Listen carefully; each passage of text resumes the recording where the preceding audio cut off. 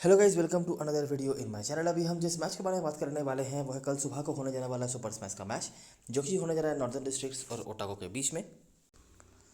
इसके पहले हमने वुमेन वाले मैच का भी एनालिसिस वीडियो अपलोड करके रखा हुआ है, अगर आपने वो नहीं देखा होगा तो देख लीजिएगा।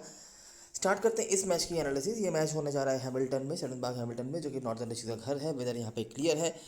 ओटागो अपने आखिरी मैच पर हार के आ रही है कैंटरबरी के अगेंस्ट में, और नॉर्दर्न डिस्ट्रिक्ट्स को भी हार का सामना करना पड़ा था वेलिंगटन के अगेंस्ट, जहाँ पर जीत रवाल ने अकेले फाइट बैक किया था थोड़ा बहुत। बाकी पूरी की पूरी बैटिंग ही फेल हुई थी उस मैच में नॉर्दर्न डिस्ट्रिक्ट की तरफ से। तो देखना अभी ये पड़ेगा कि यहाँ पे कौन सी टीम कम बैक कर पाती है। नॉर्दर्न डिस्ट्रिक्ट से बहुत सारी चीज़ें यहाँ पर आपको मिल जाएंगी जो उनके लिए सपोर्टिव रहेंगी। दो बहुत बड़े प्लेयर का इंक्लूजन भी होने जा रहा है इस मैच पे, तो वो भी एक बहुत बड़ा एडवांटेज हो सकता है उनके लिए। बाकी देखते हैं कैसी चीज़ें चलती हैं। स्टार्ट करते हैं इस मैच की एनालिसिस। आखिरी 5 मैचों की अगर हम बात करें तो नॉर्दर्न डिस्ट्रिक्ट 2-1 से आगे है और 2 मैच नो रिजल्ट रहा है। मतलब आखिरी 5 कंप्लीटेड मैच ढूंढने के लिए अपने को काफ़ी पीछे जाना पड़ेगा। हम जा रहे हैं 2021 में, जो कि मैच हुआ था माउंट माउंगानुई में। नॉर्दर्न डिस्ट्रिक्ट यहाँ पे बनाया था 153 रन, जहाँ पर आपको कटने क्लार्क दिख जाते हैं, साइफर्ट के स्कोर देखने मिल जाते हैं आपको, और मैथ्यू बेकन जिनको कुछ मैचेस में खिलाया नहीं गया है, जिन उनके जगह पे जेकब डफी को खिलाया गया है, जिनका बहुत ही बुरा हालत चल रहा है अभी के लिए। विकेट तो मिल ही नहीं रहा, पूरे ओवर भी नहीं कराया जा रहा है, और रन बहुत भतेरा दे के जा रहे हैं वो एक तरफ से, और एक तरफ से हेजलडाइन स्टार्ट कर रहे हैं ओपनिंग स्पेल में। हेजलडीन काफ़ी अच्छी बॉलिंग करा रहे हैं, टाइट रख रहे हैं, और लेकिन एक तरफ से डफी इतने रन दे के जा रहे हैं कि जो प्लेयर के ऊपर प्रेशर बन रहा होगा पहले एक आध ओवर में, वो प्रेशर पूरी तरीके से रिलीज हो जा रहा है। जो भी ओटागो ने यहाँ पे चेस कर लिया रदरफोर्ड के स्कोर से। रदरफोर्ड ने भी आखिरी 2-3 मैच में अच्छा परफॉर्मेंस करके रखा है। करंट स्क्वाड के बॉलरों में से खाली कोगलैंड आपको मिल जाएंगे, बाकी फिशर और जैक गिब्सन अवेलेबल नहीं है। ओटागो ने यहाँ पे एक क्लोज्ड मैच में जीत हासिल कर लिया, जहाँ पे मिड रेंज का स्कोर था। अगला मैच हुआ डनडिन में, नॉर्थन डिस्ट्रिक्ट ने बनाया था 191। फिर से आपको कटन निकला और साइफर्ट के स्टार्ट देखने मिल जाते हैं। कुकेलैंड का बैटिंग परफॉर्मेंस है, कुकेलैंड को कुछ मैचेस में ऊपर भेजा जा रहा है। लास्ट मैच में भी वो नंबर 3 पे बैटिंग करने आए थे, तो ये एक चीज़ है देखने लायक। डफी यहाँ पे एक विकेट उन्होंने हालांकि निकाला हुआ था, ओटा को चेज नहीं कर पाए उन्होंने, लेकिन 155 का स्कोर उन्होंने बनाया था। यहाँ पे 10 विकेट उन्होंने खोए थे, यहाँ पे भी 8 विकेट खोए थे। यहाँ पे भी अगर आप नोटिस करोगे तो ओटागो के ज़्यादा विकेट गिरे थे, जिस पर वो मैच जीते थे। यहाँ पे भी ओटावा के ज़्यादा विकेट गिरे। बॉलरों में से आपको सऊदी जो कल के मैच में वापसी करने वाले हैं, सैंटनर को गलाएं दिख जाते हैं। बाकी बोल्ट और जो वाकर अवेलेबल नहीं है। अगला मैच फिर से हुआ डनडिन में। यहाँ पे नॉर्थन डिस्ट्रिक्ट की बैटिंग उतनी अच्छी नहीं रही, लेकिन कटने क्लार्क का स्कोर यहाँ पे भी है, कूपर के भी स्कोर है, वर्मा अवेलेबल नहीं है। ट्राविस मुलर के 1 विकेट, जिन्होंने लास्ट 2 मैचेस में 2-2 के विकेट निकाल के रखे हुए हैं। या मेरे ख्याल से सेकंड लास्ट मैच में 3 विकेट था शायद, जो भी हो, तो 2 मैच में उन्होंने अच्छा बॉलिंग कराया है, विकेट निकाला है। ओटागो ने चेस कर लिया रन को, जहाँ पे ल्यू जॉनसन का परफॉर्मेंस था। बाकी बॉलरों में से कोई भी आपको दिखने को मिलेंगे नहीं, खाली गूगल है जिनका नाम तीसरी बार इस फिक्चर में आया है। कुछ ना कुछ तो चलो कर रहे हैं, उनके परफॉर्मेंसेस हैं। ओटागो ने वापस से मैच जीत लिया। 7-8 विकेट तो ये भी यहाँ पे भी गिरे। अगला मैच ये हुआ था क्वींसटाउन में। ओटागो की बैटिंग इस बार अच्छी नहीं रही, और ये पहली दफ़ा है जहाँ पर किसी टीम की बैटिंग उतनी अच्छी नहीं हो पाई। नहीं तो कम से कम मिड रेंज का स्कोर तो देखने मिल रहा था, हाई स्कोरिंग अभी तक हमने नहीं देखा है। ठीक है, यहाँ पे 191 ये था, ये हाई स्कोर था, लेकिन नहीं तो मिड रेंज का स्कोर चल रहा था। लेकिन यहाँ पे बैटिंग काफ़ी बुरा करा ओटागो ने। कटने क्लार्क नहीं कहना, क्रिश्चियन क्लार्क और सैंडर का विकेट से कोकेलैंड का नाम वापस आया है 1 विकेट के लिए। यहाँ पे सारे बॉलर्स अवेलेबल हैं स्क्वाड में, क्रिश्चियन क्लार्क हो सकता है नहीं भी खेले। नॉर्थन डिस्ट्रिक्ट ने इस बार भी चेस कर लिया काफ़ी आराम से, जहाँ पे साइफर्ट और सैंडर का परफॉर्मेंस थे। बाकी बॉलर में से फॉक्सट्रॉट और लॉकरोस के परफॉर्मेंस आपको दिख जाएंगे। लास्ट मैच जो हुआ था दोनों टीमों के बीच में, डनडिन में हुआ था। नॉर्थन डिस्ट्रिक्ट ने धुआं भर दिया यहाँ पे 18 ओवर में। कटने क्लार्क 4 बार इनका नाम आ चुका है इस फिक्चर में, आखिरी 5 में से। इतना कंसिस्टेंट वो जनरली होते नहीं है। और साइफर्ट का भी यहाँ पे कुछ स्कोर है। हैम्पटन का परफॉर्मेंस रहा है। बॉलरों में से जो है बेकर लॉकरोस, कोई खास फायदा हुआ नहीं। ओटागो चेज नहीं कर पाए, हालांकि अच्छी बल्लेबाजी उन्होंने भी करी थी 15 ओवर में 160 रन, लेकिन वो चेज नहीं कर पाए। जहाँ पर ल्यू जॉनसन के कुछ स्कोर्स हैं, कुछ परफॉर्मेंस जिनके आपको दिख रहे हैं। ऑब्वियसली स्मॉल लीग में शायद फिर भी ना ले पाओ, लेकिन हाँ कुछ परफॉर्मेंसेज हैं फिनी और फॉक्स ग्रुप के साथ। और बॉलरों में से आपको हैम्पटन दिख जाते हैं। हैम्पटन ने यहाँ पे बैटिंग से भी 44 रन बनाए थे, बॉलिंग से भी 2 विकेट। हैम्पटन काफ़ी इंपॉर्टेंट रोल प्ले करते हैं, लेकिन उनको बॉलिंग कंसिस्टेंट नहीं मिलती, यही एक बात है। अगर बॉलिंग और मिल जाती तो बैटिंग तो ये अच्छा करते ही हैं। बाकी वैगनर, प्रिंगल, जो वाकर के भी यहाँ परफॉर्मेंस आपको देखने को मिल जाते हैं। तो अगर हम बात करें तो नॉर्दर्न डिस्ट्रिक्ट यहाँ पर आपको काफ़ी आगे होते हुई दिख रही है, स्पेशली बैटिंग के पर्सपेक्टिव से। ओटागो ऐसे बॉलिंग साइड कभी डोमिनेटिंग थी भी नहीं, तो वो यहाँ पे भी नहीं है। जब उन्होंने बॉलिंग फर्स्ट कराई होगी तब शायड डेथ ओवर में कुछ विकेट्स निकाले भी होंगे। यहाँ पर देखो 7 विकेट निकाला, जहाँ पर बेकन के 3 विकेट, जो डेथ ओवर में अच्छी बॉलिंग कराते भी है। यहाँ पर 6 विकेट निकाला, लेकिन 191 कंसीड किए। उसके बाद यहाँ पे 8 विकेट निकाला बॉलिंग फर्स्ट करते हुए। जब बॉलिंग सेकंड एक बार उन्होंने करा था, सिर्फ 3 विकेट निकाल पाए, कोई डिफेंस था ही नहीं बॉलरों की तरफ से। और लास्ट मैच भी जो हुआ था वहाँ पे भी खास कुछ बॉलिंग परफॉर्मेंस था नहीं, 18 ओवर में सिर्फ 4 विकेट निकाला और 200 रन कंसीड भी किए। तो ऐसे बॉलिंग साइड ओटागो उतनी डोमिनेटिंग नहीं रही है। बैटिंग से कुछ परफॉर्मेंसेज हैं, हाई स्कोरिंग नहीं, लेकिन मिड रेंज का जो स्कोर रहा है उन्होंने फाइट बैक करा है। जैसे कि यहाँ पे आप देख सकते हैं 154 के टारगेट को उन्होंने चेज़ किया। ये मैच वो हार गए, काफ़ी बड़ा टारगेट था। यहाँ पे 147 के टारगेट को उन्होंने चेज़ किया। उसके बाद यहाँ पर बैटिंग खराब रहा और लास्ट मैच भी बहुत बड़ा टारगेट था, हार गए। नहीं तो मिड रेंज का जब बात हो रहा है तो ओटागो ने चेज़ किया है, लेकिन जब बात हाई स्कोरिंग मैचेस की हो या बॉलिंग से कुछ कर दिखाने की हो तो उनके बॉलर्स का कुछ खास ज़्यादा रहा नहीं है। ज़्यादा प्लेयर्स, कॉमन प्लेयर्स आपको नॉर्दर्न की तरफ से देखने मिल रहे हैं क्योंकि उनके प्लेयर्स अवेलेबल हैं। ओटागो की तरफ से हमें ज़्यादा प्लेयर्स देखने नहीं मिले हैं, बॉलिंग से तो नहीं ही देखने मिले हैं, बैटिंग से भी ज़्यादा कोई देखने नहीं मिले। ल्यू जॉनसन का नाम एक दो बार आया है, बाकी फॉक्सट्रोप ने लास्ट मैच रन बनाया है 39, उसके अलावा उनका भी कुछ खास यहाँ पे नहीं है। पिछले सीजन की अगर मैं बात करूँ तो मैचेस नहीं भी हुए हैं बीच में, तो वो भी एक बात है। नॉर्दर्न की तरफ से साइफर्ट और कटन निकला ज़्यादा यहाँ पे कंसिस्टेंटली आपको करते हुए दिख रहे हैं परफॉर्मेंस। कोकेलैंड का परफॉर्मेंस भी है। इसके अलावा भी कुछ बॉलर जो खेले होंगे, ज़्यादा कंसिस्टेंटली नहीं खेले लेकिन जब भी खेले हैं, प्रिंगल का नाम आपने देखा होगा, ये सब बॉलर्स रहे हैं जिन्होंने परफॉर्म करा। लेकिन मेजर यहाँ पे जिस प्लेयर का नाम हम निकाल पा रहे हैं हेड टू हेड से वो है कटन-क्लार्क। अगर आप नोटिस करोगे तो देखो पहले मैच यहाँ पे 26 रन, साइफर्ट के ही परफॉर्मेंस अच्छे हैं 74 यहाँ पे। उसके बाद यहाँ पे 23 के स्कोर है, कोकेलैंड का परफॉर्मेंस भी है। उसके बाद यहाँ पे 49 साइफर्ट का स्कोर नहीं है। यहाँ पे हालांकि फिर से साइफर्ट का स्कोर आया है जहाँ पे कटन-क्लार्क नहीं है, और लास्ट मैच में भी कटन-क्लार्क और साइफर्ट इन दोनों का परफॉर्मेंस आया है। तो ये चीज़ें हमें यहाँ से देखने मिल रहा है, और नॉर्दर्न रिचीज़ ऑन पेपर भी स्ट्रॉन्ग दिख रही है और यहाँ पे भी उनको स्ट्रॉन्गर ओपोनेंट के तौर पे हम देख पा रहे हैं। और इस फिक्सचर में भी थोड़ा बहुत आगे जो वो हैं रिसेंट मैचेस में, वो नॉर्दर्न डिस्ट्रिक्ट ही हैं। समराइजेशन पे आ जाए तो साइफर्ट का नाम आपको ज़्यादा देखने मिलेगा। कटन-क्लार्क रिसेंट मैचेस में अच्छा करा है, उसके पहले वो ज़्यादा खेले नहीं होंगे, लेकिन ज़्यादा रिकॉर्ड जो हैं साइफर्ट के हैं और काफ़ी अच्छे हैं। और कीपिंग सिस्टम में ये ऑटोमेटिकली बन जाते हैं, ये यहाँ पे कोई दिमाग लगाने की ज़रूरत नहीं है। ओटागो की तरफ से डफी का थोड़ा बहुत परफॉर्मेंस है, लेकिन रिसेंट टाइम्स में बहुत बुरा परफॉर्मेंस इनका हुआ है और एवरेज भी बढ़ता जा रहा है, और रिसेंट फॉर्म भी उतना अच्छा नहीं है, लेकिन हाँ थोड़े बहुत नाम इनके हैं। अभी देखते हैं जब ये दोनों टीमें आमने सामने हुई है, ये तो हमने देख लिया, चलो तो हेड टू हेड की बात हो गई। अभी हम बात करते हैं ग्राउंड के बारे में और देखते हैं यहाँ पे क्या क्या मैचेस हो रहे हैं।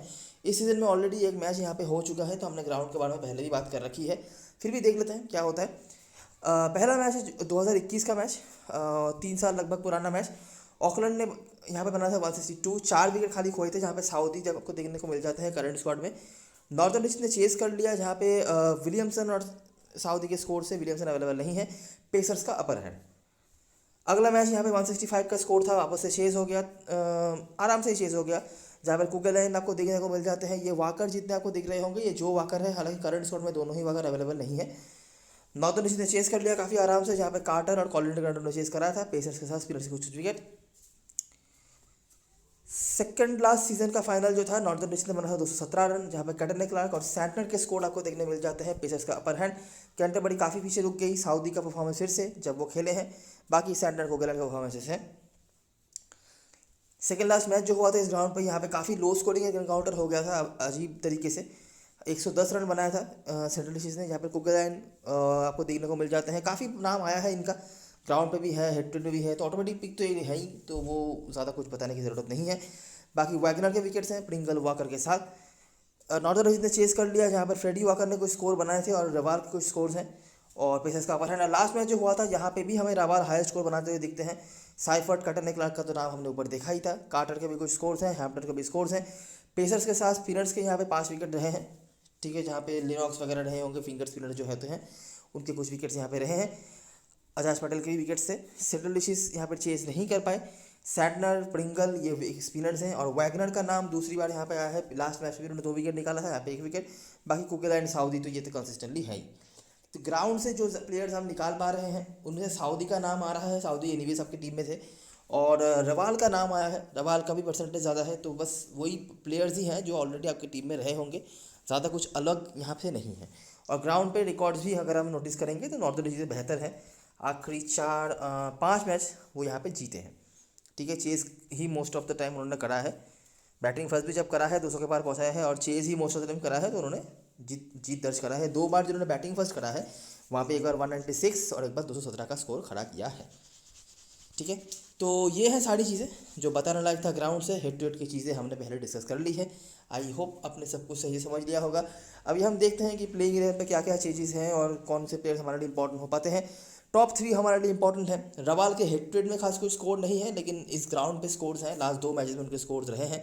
कैचिंग पोजीशंस पे खड़े भी रह रहे हैं, तो वो कैचेस भी वो पकड़ रहे हैं। लास्ट मैच में मेरे ख्याल से 2 या 3 कैचेस पकड़े थे उन्होंने। उसके बाद कार्टर है। कूपर अभी शायद बैटिंग में और नीचे आ जाएंगे सैंटनर के आने के बाद। हैम्पटन, कुगलाइन, प्रिंगल, वागनर, साउदी, यहाँ से जो प्लेयर्स आपके लिए बहुत इंपॉर्टेंट होने वाले हैं। टॉप 3 हमारे लिए इंपॉर्टेंट है। कोशिश तो करेंगे ही टॉप 3 लेकर चलें, और लगभग सबके टीम में 2 तो यहाँ पक्का होंगे, साइफर्ट और रवाल। कटने क्लार्क के रिकॉर्ड्स आपने देख लिए।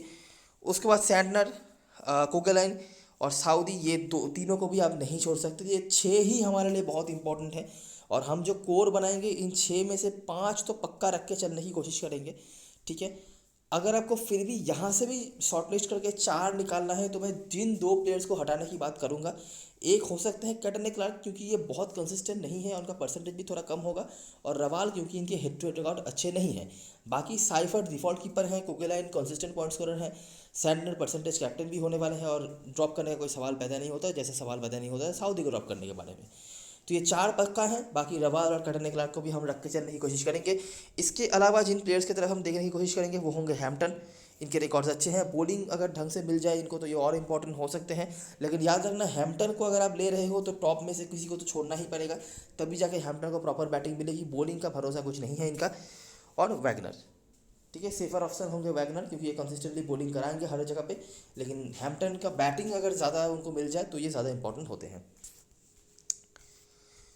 ओटावा की तरफ से रदरफोर्ड और गिब्सन ओपनिंग कर रहे हैं। गिब्सन का बैटिंग परफॉर्मेंस नहीं, लास्ट कुछ मैचेस में अच्छा नहीं रहा, लेकिन ये बॉलिंग करा रहे हैं अभी, जो अच्छी बात है। सेकंड लास्ट मैच में 3 विकेट भी निकाला था इन्होंने। ग्लेन फिलिप्स ये भी प्रॉपर बॉलिंग करा रहे हैं। ये जब ऑकलैंड के होकर खेलते थे, इनके रिकॉर्ड्स डिसेंट हुआ करते थे against this opponent. Dean Foxcroft, उसके बाद ल्यू जॉनसन, मैक्स काउ, डेल फिलिप्स। और डेल फिलिप्स का रोल बदल दिया गया है। पहले टॉप ऑर्डर में आ रहे थे, अभी इनके फिनिशर का रोल निभा रहे हैं, और लास्ट मैच काफ़ी अच्छी बल्लेबाजी करी थी एज ए फिनिशर। लॉक्रोस, हेजलडाइन, मुलर और डफी। मुलर ने लास्ट 2 मैच में विकेट निकाल के रखे हुए हैं। हेजलडाइन हर मैच पे अच्छी बॉलिंग करा रहे हैं। अगर आप मैच फॉलो करते हो ना, आपको नोटिस करने मिल जाएगा हेजलडाइन हर मैच पे अच्छी बॉलिंग करा रहे हैं। पहले पावर प्ले में ही उसके 2-3 ओवर खत्म कर दिए जाते हैं, लेकिन वो काफ़ी टाइट बॉलिंग कराते हैं और काफ़ी अच्छी बॉलिंग कराते हैं। लास्ट मैच उनको विकेट भी मिला था 2, लेकिन उनको सपोर्ट कोई नहीं कर रहा। उनके आजू बाजू से जो बॉलर्स आ रहे हैं वो कुछ भी खास नहीं कर पा रहे हैं, चाहे वो डफ़ी हो जाए, मुलर हो जाए, उनसे कुछ सपोर्ट उनको नहीं मिल रहा है। अगर उनको सपोर्ट ढंग से मिल जाता तो ये काफ़ी अच्छा परफॉर्मेंस करके दे सकते थे, जो वो कर रहे हैं। लेकिन वही बात है कि विकेट्स नहीं मिलने का रीज़न ये है कि उनके दोनों तरफ से सपोर्ट उनको नहीं मिल रहा है। बाकी जिन प्लेयर्स की अगर मैं बात करूँ तो रिकॉर्ड्स वो ओटावा की तरफ से ज़्यादा नहीं है। इनकी टीम भी बदलती रहती है, इनका परफॉर्मेंस भी फिक्चर में बहुत अच्छा नहीं है, लेकिन फिर भी मैं जिन प्लेयर्स को रख के चलने की बात करूंगा, ग्लेन फिलिप्स उनमें से हैं, क्योंकि जब ऑकलैंड के होकर खेलते थे इनके रिकॉर्ड्स अच्छे हुआ करते थे, बॉलिंग भी करा रहे हैं। फॉक्सट्रॉट, जेक गिब्सन, इन तीनों को तो आप शायद छोड़ोगे नहीं।